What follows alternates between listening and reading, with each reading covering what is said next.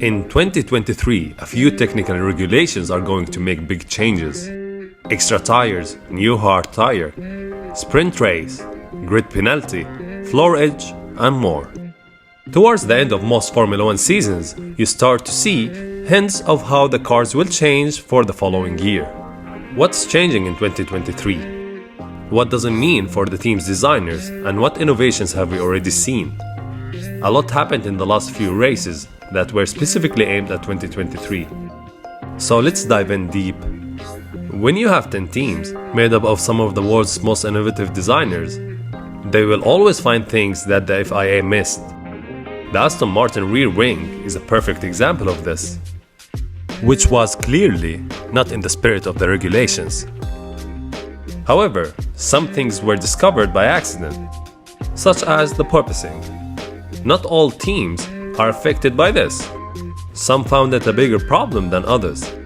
It's no longer a talking point at the end of the season, but Mercedes' failure to address the issue earlier this season.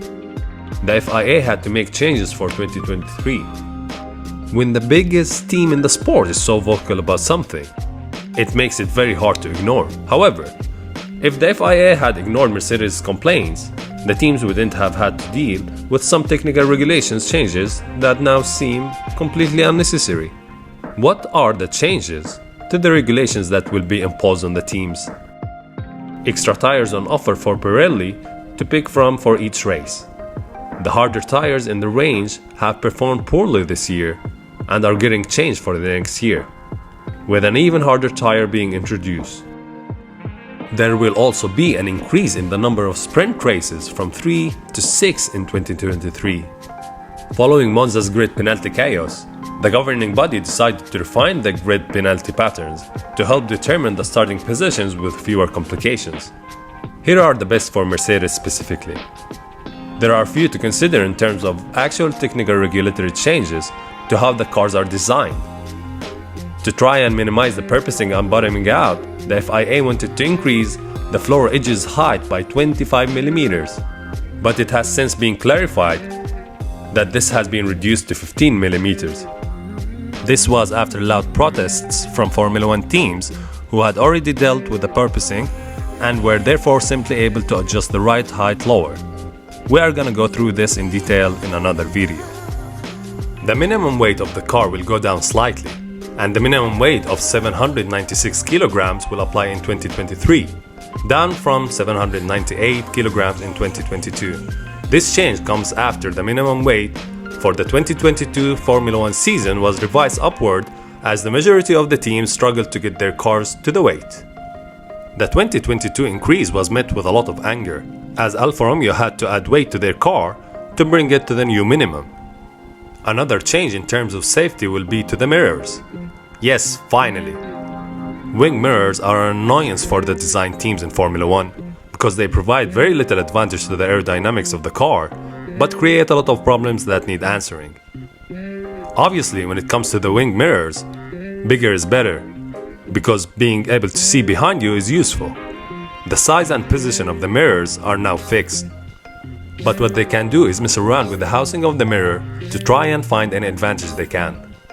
Following Joe Gagnon's terrifying accident at the British Grand Prix, modifications to the roll bar were deemed necessary, after the component proved unable to withstand the impact of the crash and broke off as a result. Luckily, the Halo did its job and saved the driver's life, but that doesn't mean that the roll bar can't be improved.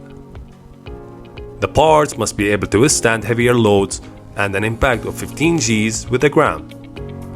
Also from 2023, the roll bar must be able to withstand both forward and rearward forces. Another change that might have less of an effect on the overall speed of the cars is the fuel temperature change. After fuel temperature issues arose several times during the 2022 Formula 1 season, the FIA decided to make a rule change. In 2022, the fuel must not be colder than 20 degrees Celsius. From 2023, temperature must not be more than 10 degrees below the ambient temperature.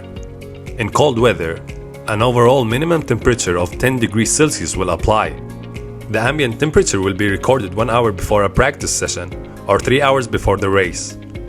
Reducing the temperature of the fuel offers several advantages. First, it reduces its volume, meaning that you can get more fuel into the tank of the car. And second, the engines run more efficiently when fed with cold fuel. Last but not least, wet tires. There have been plenty of questions asked about why Formula One doesn't use the wet tires Pirelli provides.